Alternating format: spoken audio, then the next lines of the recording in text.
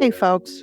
I know you could be listening to one of a million different podcasts right now, and I am super grateful you picked this one. Welcome to The Human Show. I'm your host, Trish, a holistic life coach and a mom navigating this complex world of human emotions. Here, we will share stories, insights, research, and information to help you step into the most true version of yourself so you can be a happy human. Now let's get into it.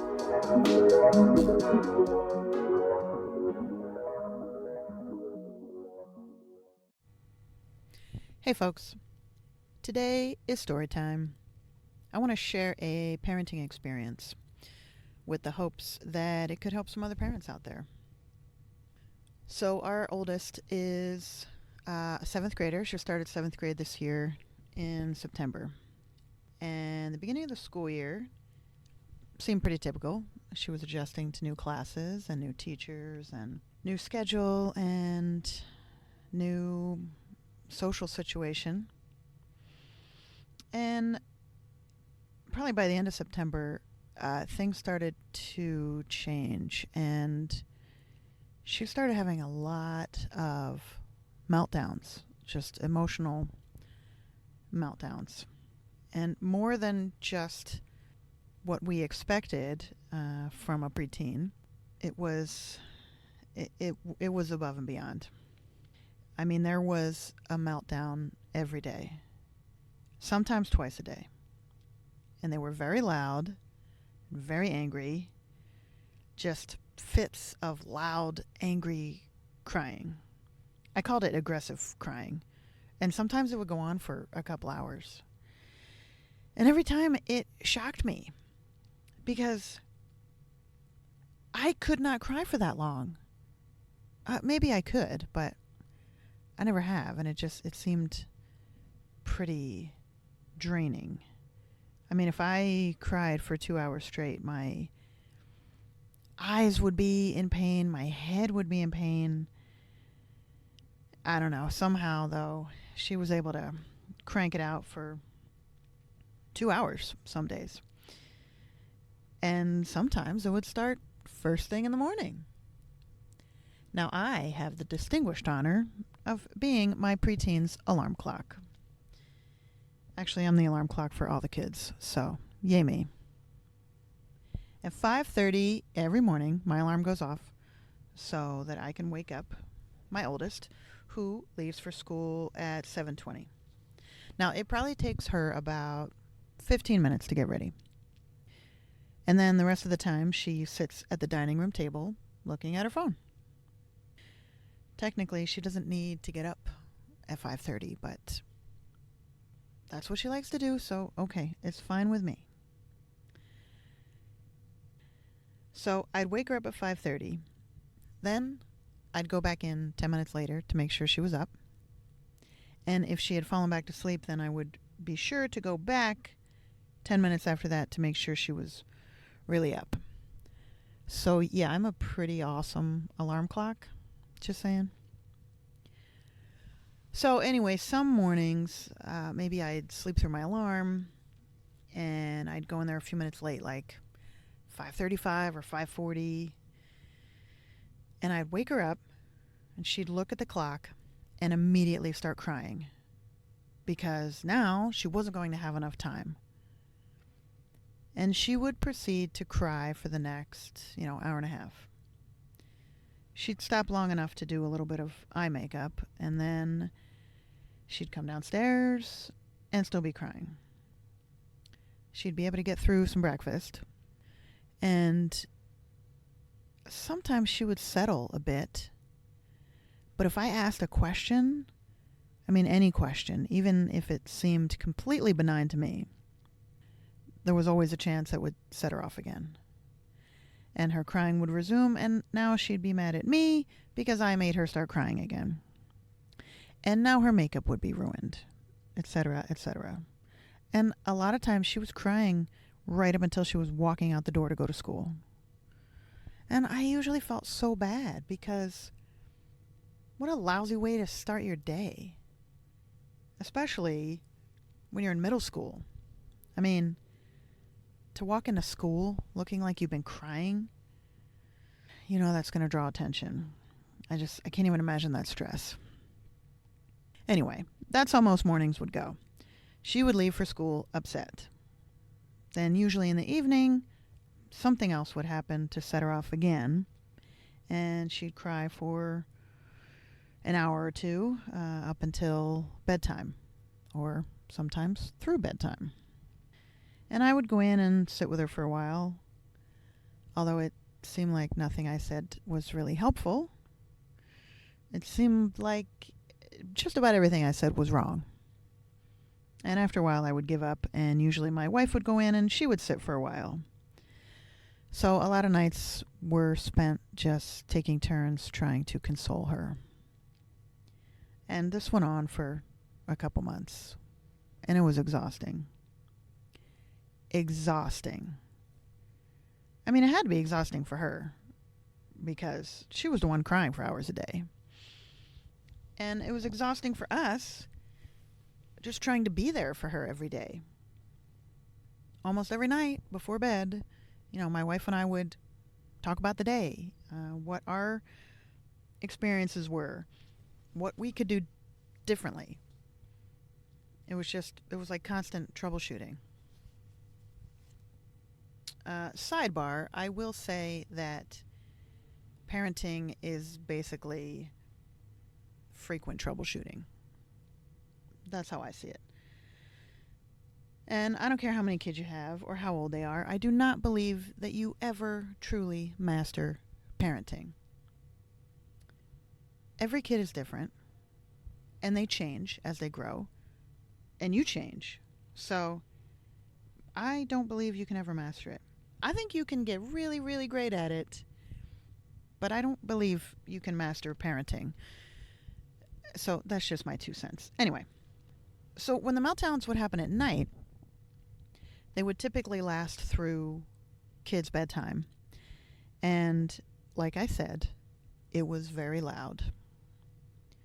You could hear it throughout the house. And we have 4 kids. She's the oldest. And many nights the noise was keeping up her siblings. And sometimes they got pretty frustrated. And I would tell them to listen to music or put on their headphones, but that didn't always cut it. So we were all trying to figure out how to live in the same space as someone who was having a really hard time. And the hard time was very loud.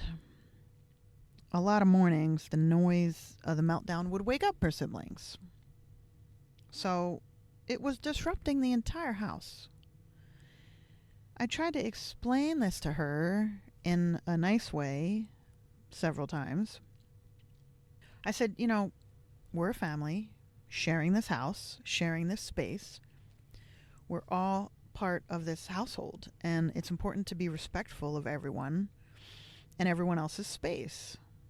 It's not fair when you keep up your siblings at night, and it's not fair when you wake them up in the morning. And I tried, different variations of that sentiment, though I don't think it really made any difference.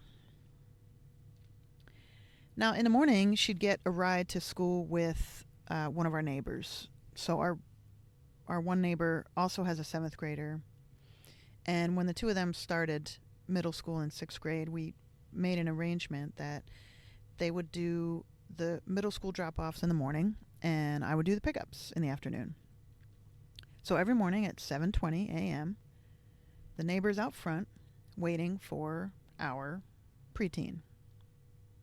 And often what would happen is the neighbor would be sitting out there, and our kiddo would still be getting shoes on or doing some last-minute something with her backpack or filling up her water bottle.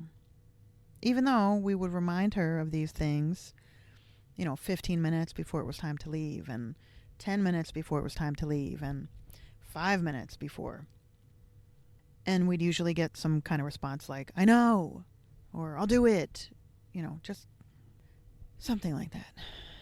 Anyway, without fail, most mornings, the neighbor would be sitting out front waiting while our kiddo was seemingly taking her good old time getting out the door. And, my wife and I would be looking at each other with our eyes bugging out, like as if I'm screaming, "Is she kidding me?" with my eyes. Do you ever do that when you like kind of have a conversation with someone just with your eyes?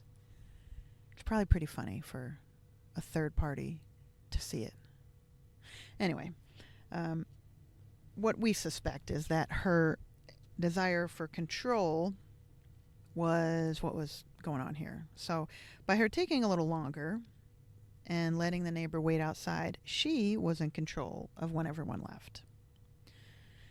So, not only was her anguish disrupting our household, but the effects were spilling out of the household and affecting others. And this was really frustrating. And it got to a point where I didn't even want to be around her. And I felt really sad about that. I mean, of course, I love my kids. And I also like them. And I like hanging out with them. Though during this time, I did not want to hang out with my oldest. And again, I felt really sad about that. The other part I felt really sad about was that because so much of my energy was consumed by my interactions with her, that I would have little to no energy left for my other kids. And that was so unfair to them. One of them would come up to me and ask for something pretty simple. And I'd be like, oh, I just can't right now. I was just so mentally exhausted all the time. I had nothing left to give. And, that was really unfair for them. And I felt really sad about it. And at the same time, I had no idea what to do about it. All I knew was that my energy bank account was basically depleted by 7:30 most mornings. So it was pretty rough. And some mornings, my preteen would leave for school, and then I would get text messages about how much she hates the day. And her day is ruined and things like that. And it would always be like one sentence per text message. So I'd get a string of messages like, I hate this. And it was all in caps, by the way. I hate this. I hate today. I hate this day. I hate it so much. I hate it. I hate it. I hate it. Something like that. And they'd be all separate texts. So it would just be like this slew of messages coming to my phone. And, I would hear the alert on my phone that I had a message.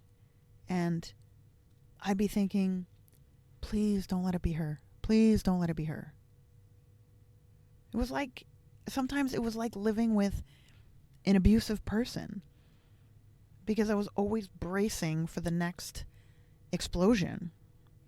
And I was just kind of walking around in this constant level of like low-grade anxiety.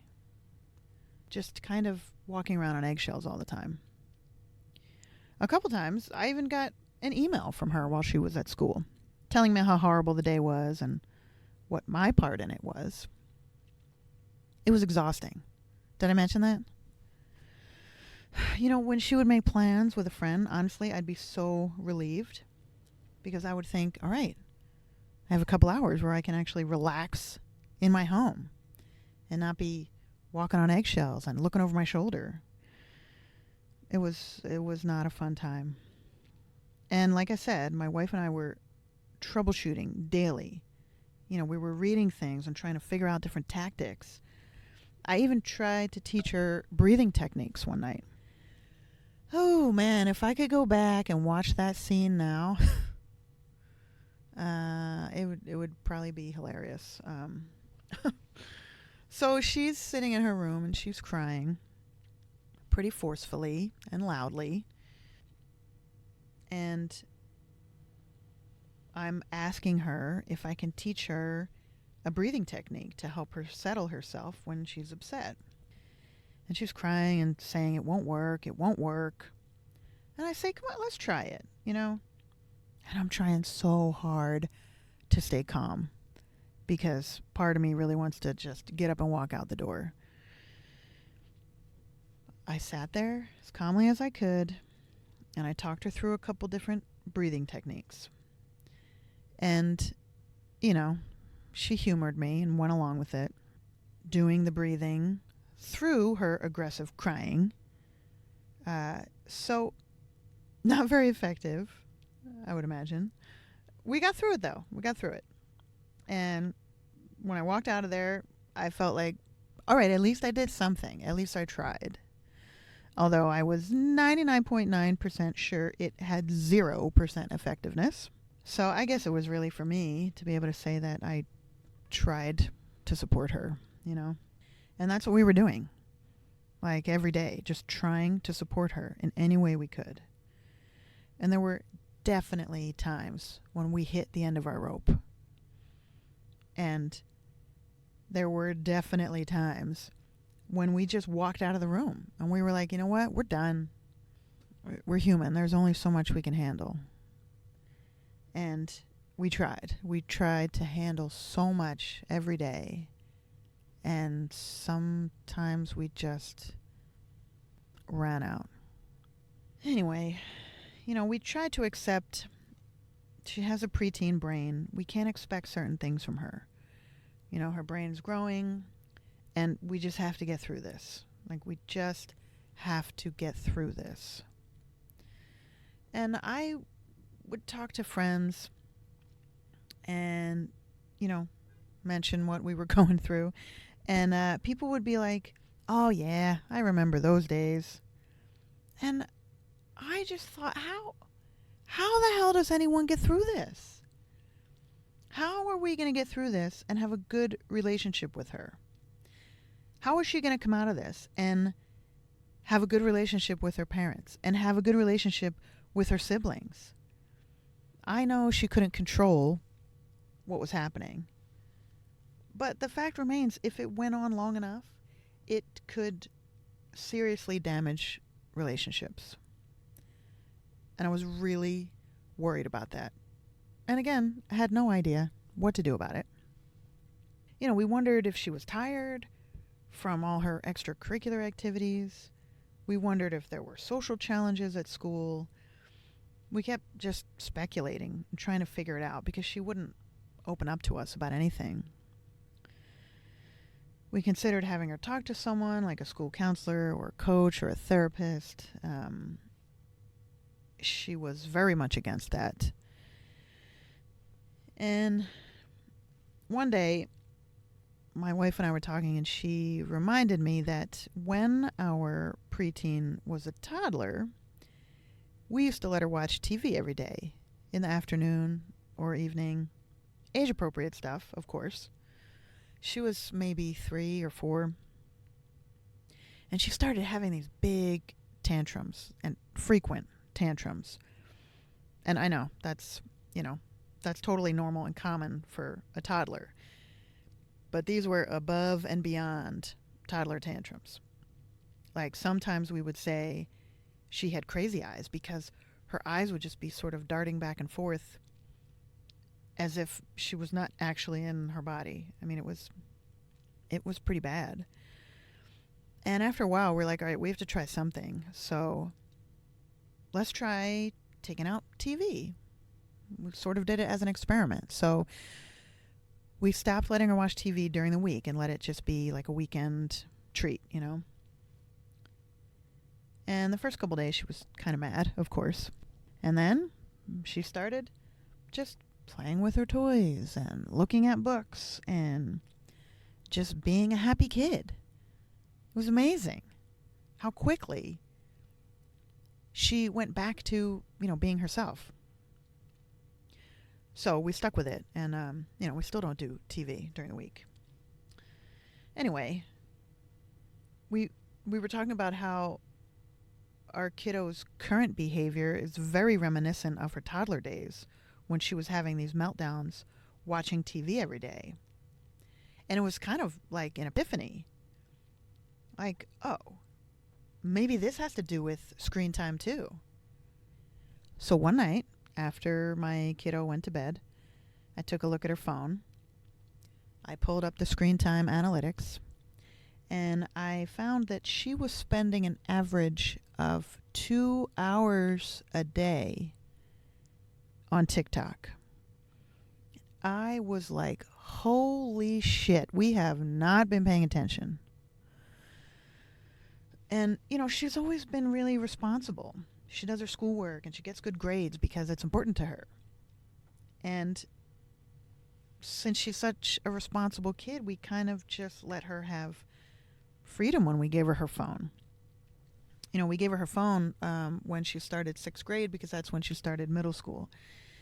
And it seemed to go fine in 6th grade. And really, the only restriction we've had on her phone was that it couldn't be in her room overnight. So when I saw that she was watching TikTok for over 2 hours a day, I think that was kind of a wake-up call that, we needed to pay more attention. So we decided to set some screen time limits on her phone. So I went into all the social media apps, and since TikTok was the big culprit, I wanted to set that time limit to 0. Well, it appears you have to set the value greater than 0. So I couldn't set a time limit of 0. So I set it at 1. So a 1-minute time limit a day for TikTok. And that seems like kind of a jerk move. But I didn't mean it. I didn't mean it, that way. I didn't know any other way around it. I'm not very techie, and I was just trying to figure something out pretty quickly. So TikTok was set to 1 minute, and then I set Snapchat for 20 minutes because they were the two that she used most. So the next morning, she gets up and, of course it was no surprise that she was livid when she saw she had a 1-minute daily time limit for TikTok. She was mad. And I just said calmly, yeah, we're going to take a break from TikTok for a while.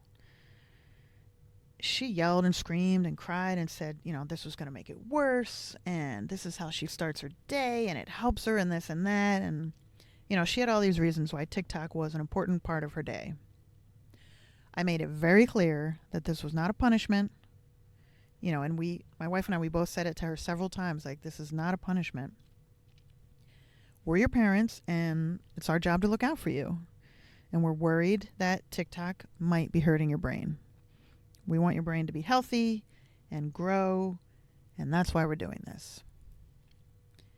She was not appreciative, but someday she will be, I think. So, anyway, she was pretty angry for, I'd say, the first 2 days. And she asked a few times when she was going to get it back. And I said, I don't know yet. We're just going to see how it goes. By day 3, she was engaging more with her siblings. She started playing games with them. She started goofing around with them. She even started initiating conversations with us. She started getting up in the morning in a good mood. And even if she woke up at 5:35 instead of 5:30, she started getting her stuff ready in the morning on time and being ready by the door before the neighbor even showed up. And this is without us even asking anything. Apparently, she would notice what time it was and just get up and gather her things and stand by the door. If I would wake her up a few minutes late, I'd go in and say, I'm so sorry, I didn't hear my alarm. And the first time this happened, I said this, I apologize. And she said, it's okay, it's not your fault. Well, I almost fell to the floor. Seriously. It was amazing. And then she asked me to get her an alarm clock with 2 alarms. She still wanted me to come in at 5:30 to wake her up, but then she wanted to set an alarm for 5:40 and 5:50 so that I wouldn't have to come back in. I mean, just awesome.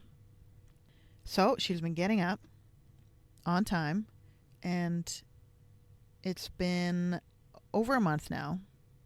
She doesn't even ask about getting TikTok back anymore. And she's watching videos on other platforms, but she's not having meltdowns anymore. I mean, she's getting up in the morning and she's pleasant. She gets ready for school. You know, she still sits at the dining room table and watches videos, but like I said, she gets up when it's time to go, and she gets her things, and she's ready when the neighbor shows up out front.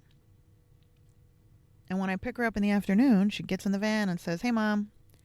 And before, she would get in and say nothing and just look at her phone for the whole ride home.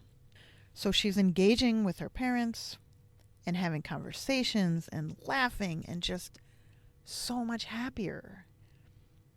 I mean, the change has just been remarkable. It just feels like our kid is back. It really feels like she was just lost for a little while there. And now she's back. There's been a huge change. And I just want to be clear. The change is that her true self has reemerged. You know, she hasn't become different. She's back to herself, like her real self. And she's happy. So I did a little reading about the effects of TikTok on kids, and I found a lot of opinion type articles. I didn't find anything that was super clear. I did find a pretty interesting article though, and I'll share the link in the show notes. And one of the things mentioned in this article was that while watching TikTok won't cause depression overnight, you know, watching for several hours a day can have a significant impact on mental health. And I've seen this firsthand. Our kiddo was sad or angry or both most days. And she wasn't enjoying her life. It's mind-blowing to me, the impact that this one app had on my kid. Now, would it be different if it was maybe 20 or 30 minutes a day instead of 2 hours? Maybe, but honestly, I'm in no rush to go back to any more than the 1 minute. I mean, the whole energy in our household is different now. You know, she was hanging out with her siblings, and for a couple months, they were barely talking to each other. You know, she's back to her real self. And I feel so incredibly grateful that we recognized it and did something before any real damage was done. Now, I'm not saying TikTok is 100% bad. I think like any social media app, it can be helpful or it can be harmful, and that all depends on how it's used. You know, it can be a great source of information and a great way to connect with people that you don't get to see often, and a great way to connect with new people that have similar interests or similar challenges. It can be a really great tool. It can also really ruin a kid's brain. And not just kids. I mean, social media can have negative impacts on adults too. I mean, it's happened to me. Every once in a while, I remove social media apps from my phone because I can see it affecting me. If I start to spend too much time on an app, for me it's usually Instagram, I can tell right away. If I sit there and look at it for maybe 15 minutes, afterwards I just feel kind of lousy. A few years ago, I was using Facebook pretty frequently, and I started comparing myself to other moms. I'd see posts from other moms and I'd think, oh, I'm not doing that with my kid. Or I've never done that with my kid. And I'd start to feel worse and worse and worse with every post I read. And this would happen a few times a week, so I was feeling pretty bad about myself. Fortunately, I recognized it, and I was like, okay, I just need to step away from this because I'm feeling lousy about myself. So I removed the app, and I stayed off Facebook for a while, and it made a big difference. Since then, I've done a lot of self-work, and I am able to look at mom posts without feeling crappy most of the time. So when you use a social media app, I want you to notice how you feel afterwards. Start paying attention. After you're scrolling for a few minutes and then you put your phone down, how do you feel? Do you feel kind of tired? Do you feel stressed? Do you feel anxious? Do you just feel blah? That's kind of how it is for me. I feel blah, unmotivated and lazy if I look at social media for too long. So just start paying attention to how you feel after interacting with social media. And pay attention to how your kids are responding. Pay attention to how they're feeling and how they're behaving and how they're talking if they're using social media. Pay attention to how they're engaging with their family. If something feels off to you, question it. And you may want to take a peek at your kid's phone to see how much time they're really spending on social media, because it's pretty easy to miss it. I missed it. I didn't notice that it was 2 hours a day on just one app. So start paying attention. And if you think it could be harming your kiddo, do something. And if you decide to set new screen time limits, it may be a challenging adjustment for everybody. But if you can stick it out, it will get easier. I mean, think about when you make any kind of big change for yourself. The beginning is always the hardest. And then you adjust and it starts to get easier. So if you do change something for your kiddo, just give them some grace as they take time to adjust. And I think that'll wrap it up for today. So, until next time, remember, you are enough, just as you are, and you are loved. Make a great day.